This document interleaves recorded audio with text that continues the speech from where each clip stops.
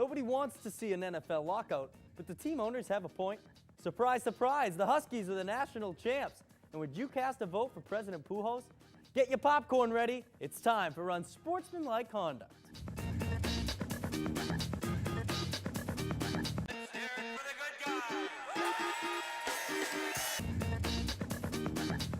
Welcome to Unsportsmanlike Conduct, the show where the best of the best of the best, sir, battle it out to see who's the king of sports knowledge. Awarding the points is me, your host, Ben Barker. Today we have the Red Scare taking on the Purple Panthers. I'm out of stuff to say, so let's meet our panelists. We're going to start over here with the Red Scare. We've got Lily Zhao and Carlos Negretti. You guys, how are you feeling coming into this matchup against the powerhouse Purple Panthers? Well, powerhouse. I think Red Scare's a powerhouse. I'm excited. All right. Yeah, Team Red Scare is definitely feeling large and in charge right now. Okay, let's take it over here to the Panthers. Guys, they said they're not scared. Are you scared of the scare? No, they're more like the Flower House. Wow. We're the powerhouse. Okay. We are the powerhouse. Last week I said we needed Weapon X to come in. Trevor Savage. Weapon X is here. All right. Well, hey, surprise, surprise, both teams are feeling pretty confident. That's out of the norm. Well, we've talked about the NFL lockout on a few different occasions this season, but we really haven't taken a side on one hand. We have seen the players on one hand. We've seen the coaches on the owners on the other hand. Each side has some valid points, but somebody has to be right, right? Guys, whose side are you taking in the battle between the owners and the players in the NFL? We're going to start over here with the Purple Panthers, and Mr. Ross Lippman, take it away. You know, Trevor and I are experts on the CBA, and this is a tough situation. Both sides are going to have to make concessions at the end of the day, but when it comes down to it, it's a case of millionaires versus billionaires, and it's not the money that's important in this topic. It's about the players being protected. This is a tough game that they play. Football is a dangerous sport, and you see with injuries between guys like Earl Campbell, one of the greatest running backs of all time, Robert Gallery having some serious mental issues, there is an effect that this game takes. And currently, the owners only cover players after retirement for 5 years. That's them and their families. Some players don't make enough money when they come back. Guys like linemen, they don't make the same kind of money that these quarterbacks, these running backs, and receivers do. And they're going to try to cut down by 18.8% and add 2 games on top of that for this league that is already so physical. So, Ross, you think the safety is an issue? You don't think these players are being protected enough? Lily, you're making some noise over here that sounded like you were not quite on the same page as Ross. Well, you know, I do agree, but I do think the point is that the owners, they don't need $1 billion extra in this whole situation. So players actually wanted to keep the same deal. They don't want extra money. They get as much money as they need. They don't need extra money. They want a better health care system. They don't want an 18-game system. That's what we just said. Thank you. I'm saying that they don't want that stuff, but the thing is, it's about the players. They're the ones who want to go back to work. They're the ones who want to play, and they're going to benefit from it because they actually want to play. NFL cities are going to benefit that, and the economy will benefit Carlos, as well. do you agree with your partner? I do agree with my partner. I mean, there's plenty of other people. If the players that are playing right now don't want to get that much more money, there's plenty of other people who will fulfill that spot and get some other players that are coming out of college to play. Are you serious? Hold on, guys. Why does that not make sense? Trevor, you're outraged. Trevor's mad. Why? Okay. So take Peyton Manning out of the league. That would be great for the NFL. Put a college player as the quarterback of the Colts. That's an awful idea. Why? These players make so much money. This is the NFL, the most popular the most lucrative league in the world. That's fine. Hockey's a very contact sport as well, and they play way more games than 18. It's very physical. Not arguing that. What I'm saying is that this sport needs star athletes. It needs Isn't big Gene names. Hackman and Keanu Reeves? There'll be new star players. There's always a star player. Okay, now hold on, guys. Let me stop you there. You It's not guys Hollywood. think that there needs to be those star players in the league, but Carlos says, hey, they were in college play.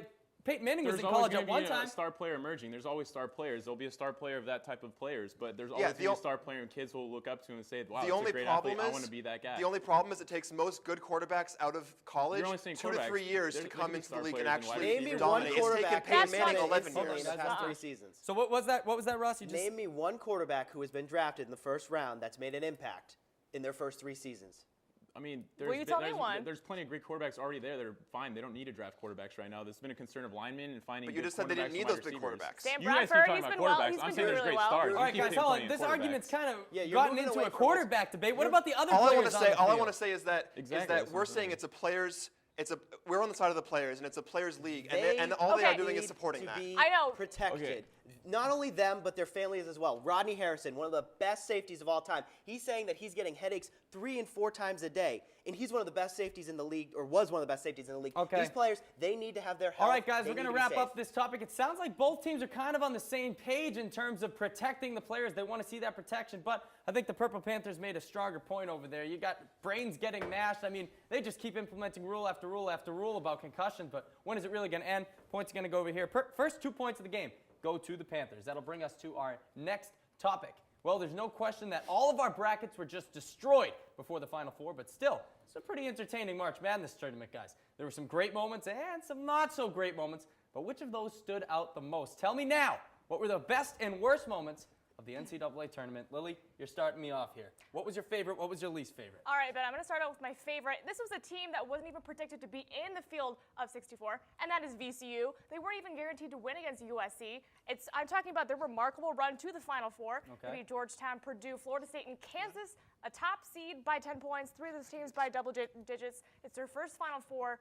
Shaka Smart did a fantastic job getting his kids ready. It was a remarkable Cinderella story, reminiscent of Georgetown in 2006 as an 11th Okay, so you seed. like VCU as the best Yes. moment. Carlos, what was the worst moment? I'll save my worst for last, and that was the championship, which was the last game. It was definitely not as good and as hyped up as it should have been. It kind of got away. UConn definitely controlled that game, and unfortunately, Butler just didn't have enough left in the tank to take over that game. All right, It was not Lily, good enough. you like VCU as your best. Carlos, you say the national championship game was just terrible. Guys, what do you think? No, the best part about the NCAA tournament this year was Butler. It's the emergence of the mid-majors. I like to compare Which Brad. does include VCU. Yes, Let's just throw that I in like there. Okay. I like to compare Brad Stevens, of the head coach of Butler, to Chris Peterson of Boise State. Both young, both energetic, both brilliant minds that are finally leading these lower-ranked teams, these underdogs, and beating some legitimate powerhouses. That's the best story in the NCAA and what's this year. amazing is it shows how sports can transcend from one sport to another. People said that these mid-majors in college football, these Boise States, these teams like that they weren't going to make a difference in other leagues. And they Look are. at what's happening in college basketball now. If VCU didn't make the run that they had, there would be no reason to have 68 teams in the tournament. All right. But now that they supplanted their Okay. stake Hold in on, the guys, hold tournament, on. So the you guys, 68 hold on. For the majors worst. Okay, so is you guys are legitimate. saying that Butler getting back to the championship was the best thing that happened in this tournament. What was the worst thing that happened? Well, I'm kind of confused. You said UConn was in leading throughout. Actually, they were down at the half. They controlled the game by the end of the game. I mean, They it was controlled not the even second close. half. Everyone who wins the game so if controls it's the not game. the national Yeah. championship Okay, game, okay. hold on. All right. Stop, guys, controlled the stop. If it's not the national championship game, Trevor, what is the worst moment of the tournament? You know what? I really think it was the national championship game. Butler shot 18.8% from the field throughout the entire game. Okay. Yeah, they were up at the half, but it was really the most anticlimactic part in the last couple of years. I mean, when you compare it to last year's Duke and Butler. Here's one figure that really drives this home.